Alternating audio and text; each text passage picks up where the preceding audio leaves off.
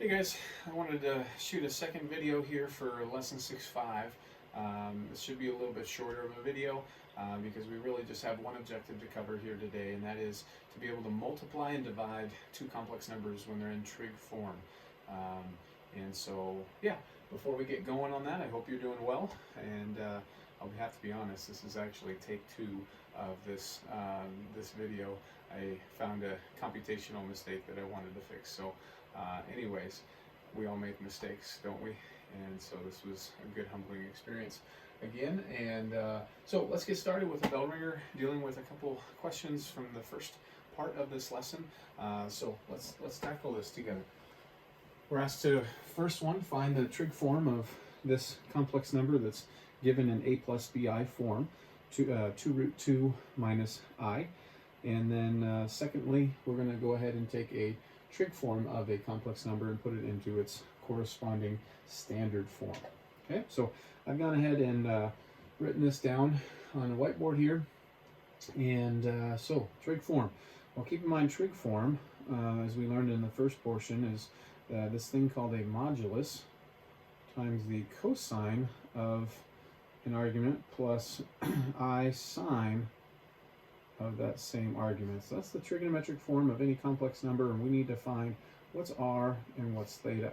Okay, so I always encourage you to start by graphing these complex numbers and to get a visual, and I think that that's helpful. So 2 root 2 minus I, root 2 is roughly 1.4-ish, so times 2 is about 2.8-ish, and then negative 1 is the coefficient on the imaginary part, so we've got a point that is a complex number right about there. Okay, and so remember, the modulus is like the absolute value of the complex number. It's this value right there, the length from the complex number to the origin, or the distance there.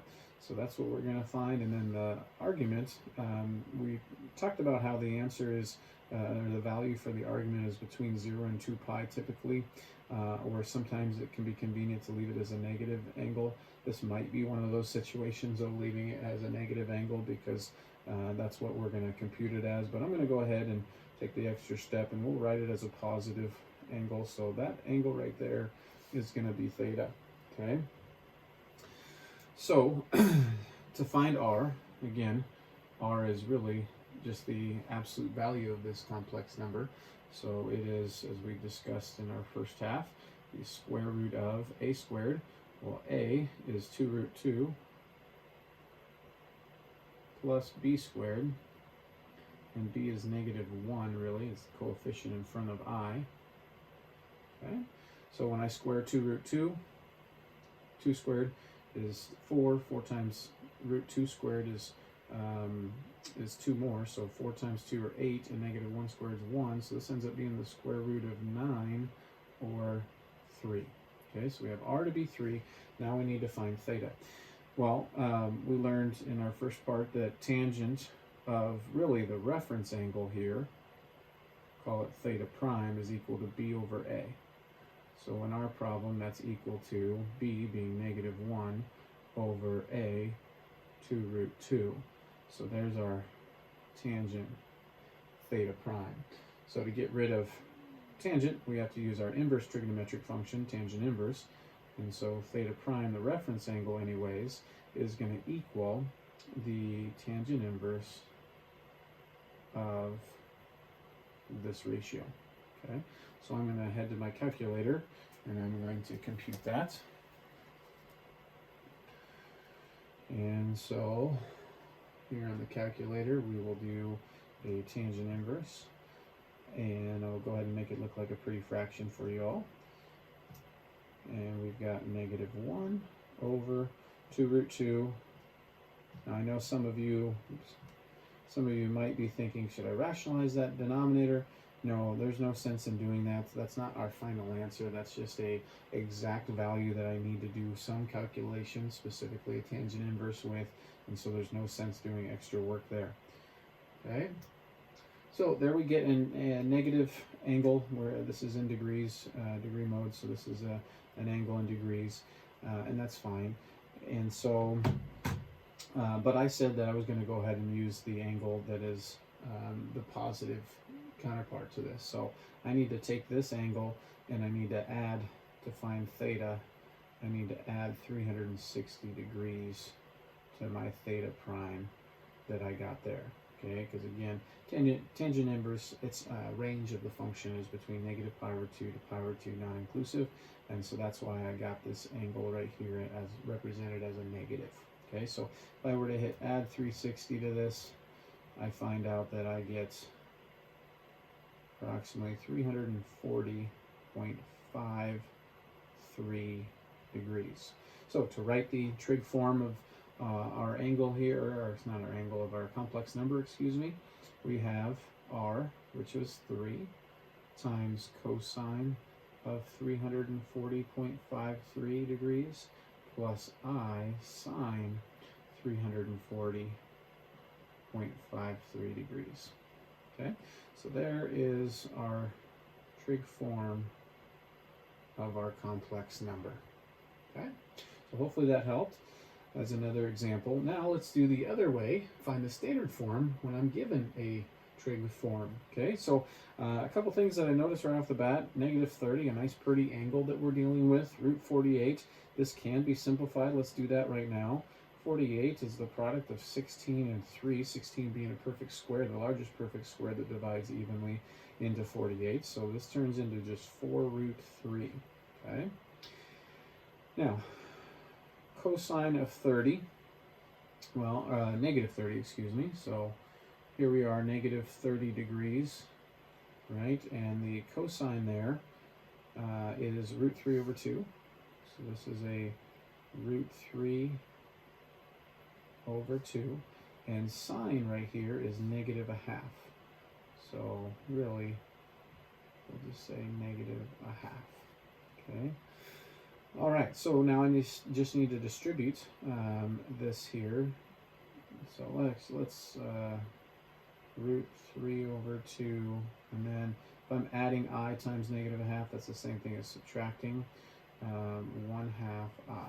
Okay, so let's go ahead and do the distributing. 2 goes into 4 twice, so that's a 2 root 3 times by another root 3. Root 3 times root 3 just makes 3. 3 times that 2, this should turn into 6. 2 goes into 4 root 3 2 times, or 2 goes into 4 twice. So I have 2 root 3 to times by this negative I. So this is minus 2 root 3 I. So there is the standard form, or sometimes written 6 minus 2I root 3, to make sure that it's not confused that I is sometimes thought to be in the radical if we get lazy in this writing, and so that's why they pull I out in front. Okay, so either one of those, but I think it's pretty clear from how I wrote this one that I is not in the radical. Okay, so there is the standard form of the complex number where this is its trig form equivalent. All right, so hopefully that helps just to provide an extra example. So let's get on to today's lesson. We've got one objective, and that is to be able to multiply and divide complex numbers that are written in trigonometric form. Okay, so we've multiplied and divided numbers before in their standard form, and now it's to do it in trig form. All right. So this slide does a pretty good job of setting up exactly how this goes. You'll notice that they've taken right there in the middle of the slide, they've taken 2 generic trigonometric forms of complex numbers, Z1 and Z2, okay, and then they're going to go ahead and multiply. Well, in multiplying, notice really there's 4 things that are attached by multiplication. Okay, we've got, in multiplying these two, I've got R1, I've got this as a factor, I've got R2, and I've got this as a factor. Well, in multiplication, the order of multiplying does not matter, and so what they end up doing is, for convenience, they multiply the R1 and R2, or the 2 moduluses, which we would actually call moduli, okay, and then they've got these 2 factors left to still multiply. So in multiplying, I mean, this is a setup of a binomial times a binomial, so they're going to FOIL or expand here, and in doing so, we get this right here. Okay, the product of the moduli, and then we get somewhat ugly expressions. But these ugly expressions can be simplified. If you remember back, I think it was just the previous chapter where we talked about cosine and sine of angle sums or differences, okay, and you had some special formulas. Some things should hopefully stand out to you. This first set of parentheses starts with a double cosine. Well, that was the cosine of a sum or difference that always started out with a double cosine. But cosine did not keep the same sign. So this is really, right here in this first set of parentheses, is really the cosine of theta 1 plus theta 2. It can be simplified as, okay? Likewise, look at the second set of parentheses. This is dealing with the sine of a sum or difference, right? Sine of a sum or difference started out with sine of one of the angles times cosine of the other angle, but sine kept the same sign. So this is the sine of the sum. And so what we learn here, as I switch to this next slide, is we can summarize this, where if I want to multiply two numbers in their trigonometric form, I multiply the moduli, and then I rewrite in standard form here, or in trig form here, where I do cosine of the sum of the arguments plus I times the sine of the sum of the arguments, okay? So another way of just summarizing that, in multiplying two trigonometric number, or two complex numbers in trig form, we multiply the moduli and we add the arguments, okay?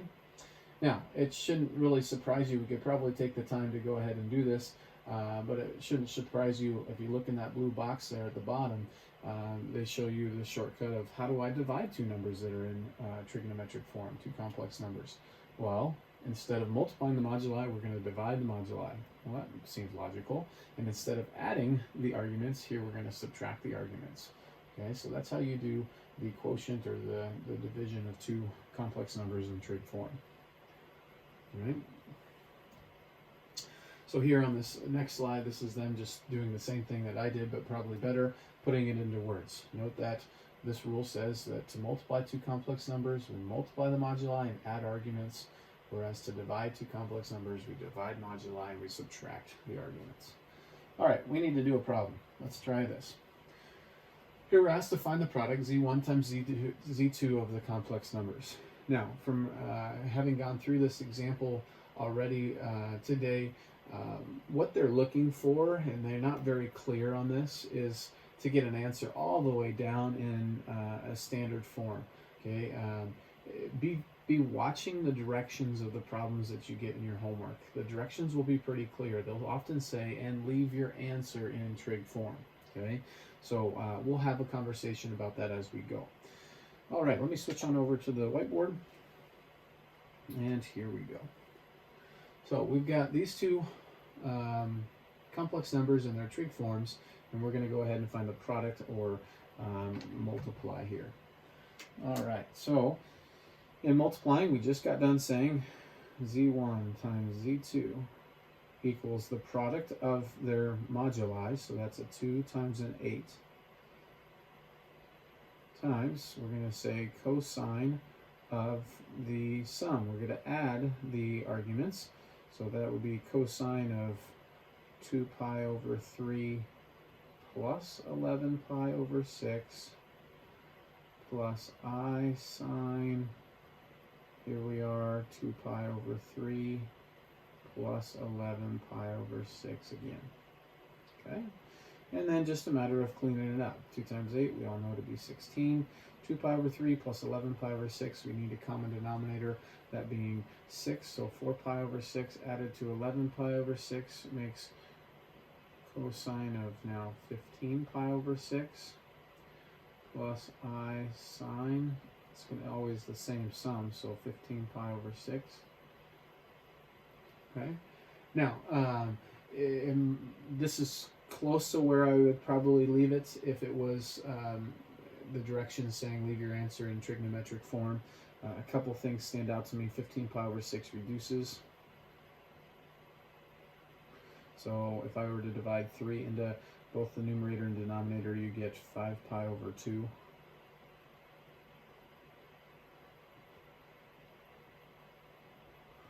Okay, so this is a potential spot where you stop, okay, because your answer is in trigonometric form.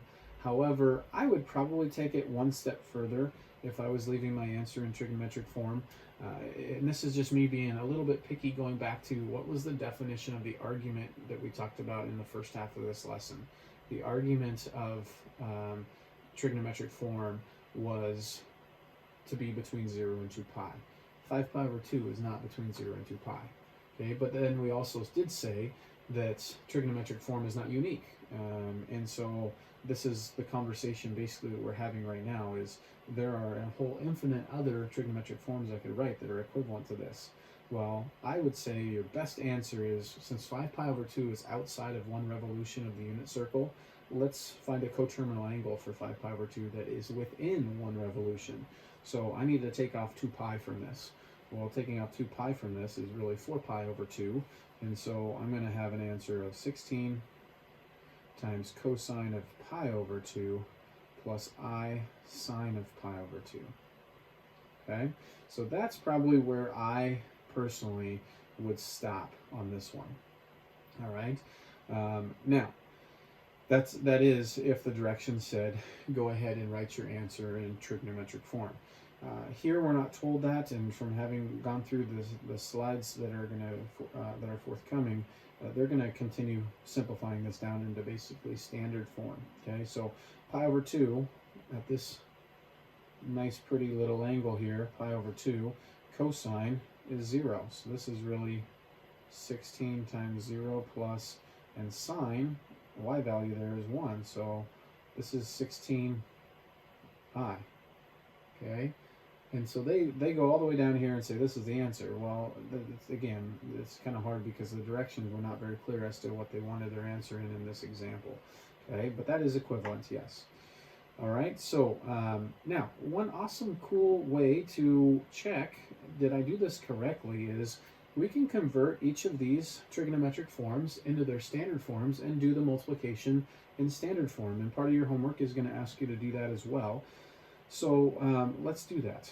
Okay, so let's take a look at what is Z1 equal to and what is Z2 equal to in standard form. So I need to figure out what is that 2 pi over 3. So all right, 2 pi over 3. This is where I made my goof because I was just silly mistake. 2 pi over 3 is a pi over 3 away from pi. So that's that bigger reference angle in that second quadrant. So what is cosine there? Cosine there is negative a half. So this would be 2 times negative a half. So that would make negative 1. 2 times negative a half makes negative 1. And then what is sine there? Sine is a positive root 3 over 2 in that quadrant. So positive root 3 over 2 times by 2 just makes positive root 3. So this is plus I root 3. Now let's find the standard form for the second complex number. The second complex number has an argument of 11 pi over 6. So 11 pi over 6 is this itty bitty small reference angle here in quad 4. And so cosine right there, cosine is root 3 over 2. So 8 times root 3 over 2 makes 4 root 3. Okay, 2 goes into 8 4 times to multiply by that root 3 left over. And then sine. Sine at this 11 pi over 6 is negative a half. So negative a half of 8 is negative 4. So minus 4i. Okay, so let's go ahead and do these two multiplications. For this multiplication, I shouldn't say two. There are two complex numbers, but one multiplication. Negative 1 plus I root 3 times by 4 root 3 minus 4i, and let's see what we get. So in FOILing or distributive property here, we get negative 4 root 3, and then plus 4i, and then here we go, 4 times I times root 3 times root 3. There are 2 root 3's, just make 3. 3 times 4 makes 12, and 12 times I makes 12i, so plus 12i. And then I root 3 times negative 4i would make negative 4 root 3 I squared. Now, I squared, remember, is negative, oops, I'm off the screen here, sorry about that. I squared is negative 1, so that really turns this term into positive 4 root 3, 4 root 3 to go with a negative 4 root 3 cancels. 4i plus 12i, 16i. Notice we got the same answer right there when we multiplied the two trigonometric forms of the complex number and simplified all the way down to standard form, as we did when we multiplied their standard form counterparts. We get the same answer. Okay, so more than anything, what I just did right over here was all just an opportunity to check. This is also a good model for you if some of the homework questions are going to ask you with a different part to the question to do this, and they're just wanting you to show, hey, we did this correctly. Okay, so that's how we multiply two complex numbers in trig form. All right, I'll just check to make sure I didn't goof here. There's those two complex numbers. I'm going to go ahead and multiply. Notice they're multiplying the moduli and then they're adding the arguments. And that leaves us, when we reduce, down to the 16 times cosine of 5 pi over 2 plus I sine 5 pi over 2. Then they go ahead and they do choose to represent this in terms of pi over 2, since those two angles are coterminal. Again, this is that whole idea of those two trigonometric forms are not unique, but they are equivalent. And then they kept going all the way down to standard form and got 16i. Okay, and then here's where they go into the process of checking, just like I did. And they multiplied, and they also got 16i. Okay, now I haven't done an example of dividing two complex numbers in trig form, so let's do that. It was actually part of my exit task, so let's do one of those and we'll call it a day. So perform the operation and leave the result in trig form. Hey, there's what I was talking about. This is the common example or direction, I should say, that you'll see in your homework. So we're going to divide. So in dividing, remember, we start by dividing the moduli. So 3 divide, oops, let me switch on over here. Didn't do that. So dividing two complex numbers in trig form, we divide the moduli. So 3 divide 9, 3/9 or 1/3. Okay, and then we're going to subtract the argument. So this is going to be cosine of 50. I'll go ahead and show all my work. Maybe I'll leave that at 3/9 here just for a second. There's not a lot of work to show on this problem. Most of us would not need to show any work here, but I'm going to, just to make sure that nobody gets lost. So we have 3/9, so we're dividing the moduli. Cosine of, now we're subtracting the arguments since we're dividing. So 50 minus 20 plus I sine, again, subtract the arguments. 50 degrees minus 20 degrees. And 3/9 reduces to 1/3. This is now cosine of 30 degrees plus I sine of 30 degrees. And that is our answer in trigonometric form. Okay, and that's as far as I would go. All right. So once again, I hope that this helps serve as a decent enough instruction for you to help you be successful in the second part of the lesson. As always, if you have questions, please don't hesitate to get back in touch with me. I'd love to help in any way I can. Stay safe, stay healthy, same to your family, and until our next time, catch you later.